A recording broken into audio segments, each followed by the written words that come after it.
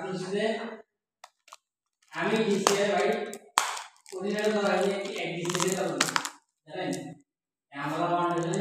এই এখন ডান্স আরে বাড়ি থেকে টাকা নিয়ে আচ্ছা এই করে মনে রাখছেন বাড়ি থেকে টাকা নিয়ে টাকা চিন্তা করবেন মানুষ চাকরি করে চাকরি থেকে টাকা নিয়ে বাড়ি গাড়ি করে আর আমি বাড়ি থেকে টাকা নিয়ে আমার তো দিছি ভাই আপনি বড় মানুষ আমি তো টেনশনে আছি আমি কত টাকা লোন দিছি জানো আছে 900 টাকা লোন নিয়েছি কত টাকা 900 টাকা 900 আর এই